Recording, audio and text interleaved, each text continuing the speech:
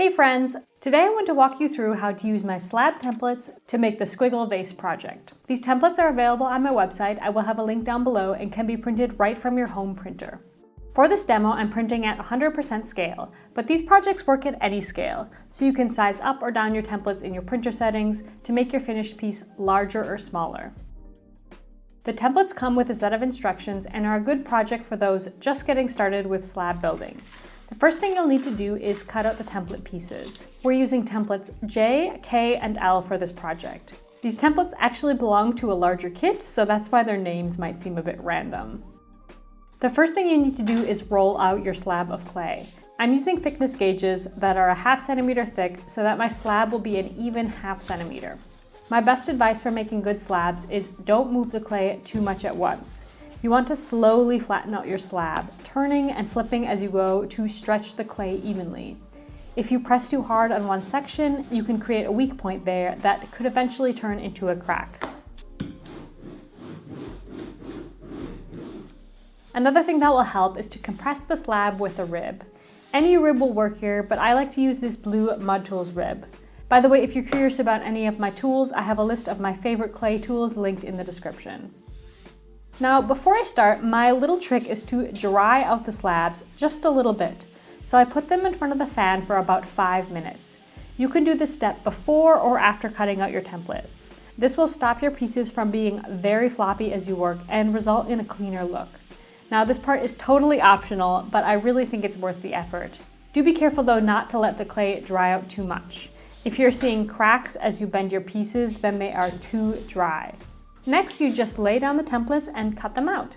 You want to cut K and J out twice, those are the sides, and L out once. L is the bottom. Okay, so first we're going to assemble the body of the vase. You want to align the pieces from template K so that they are mirrors of each other, like I'm doing here. This is really important to get the sides to line up correctly. Start with one side and score along both edges.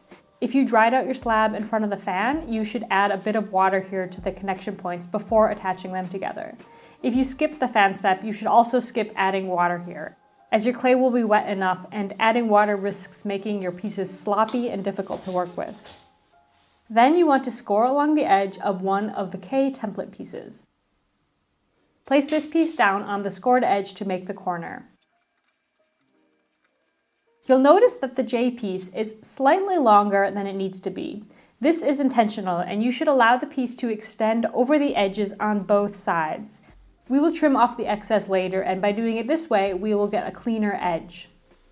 Then you want to repeat these steps with the other J piece so that 3 sides are attached together.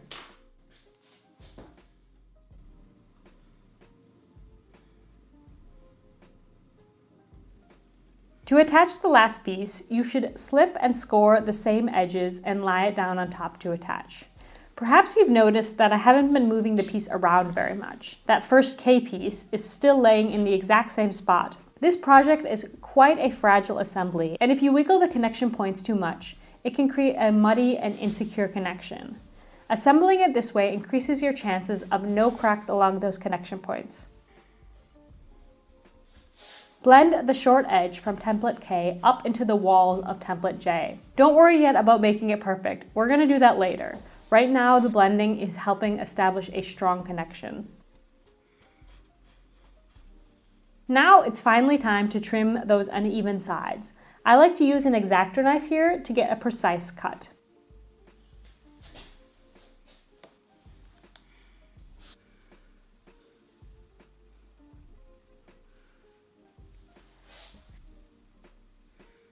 Lastly, it's time to add the bottom. This will be the last template, template L.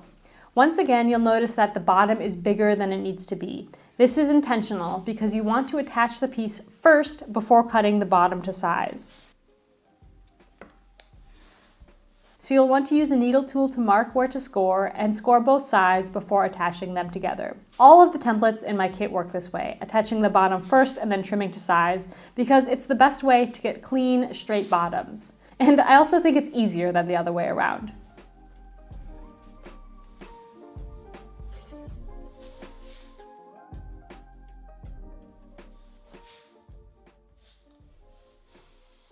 Once the piece is well attached, I will then use my X-Acto knife to cut the bottom to size and blend the seam.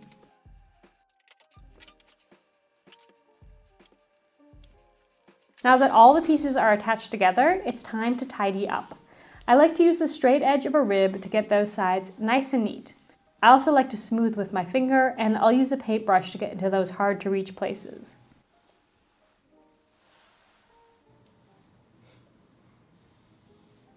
Something I like to do with complex assemblies like this one is to let the pots sit under plastic for 24 hours before doing the final touches and letting them dry. Slowing the drying will strengthen the seams, and when the pot is a bit drier, I am able to smooth the edges much more neatly.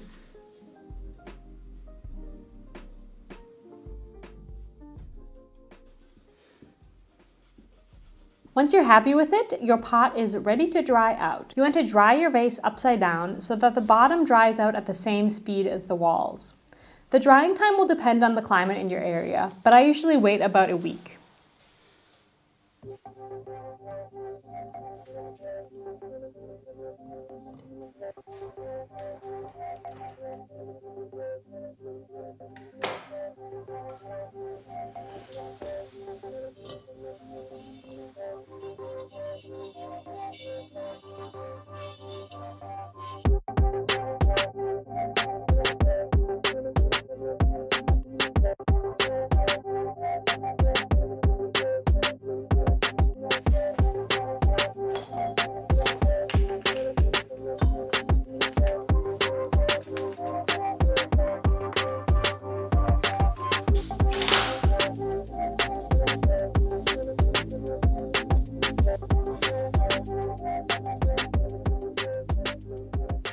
I hope this tutorial was helpful for you. If you want to check out the templates, I will have them linked in the description.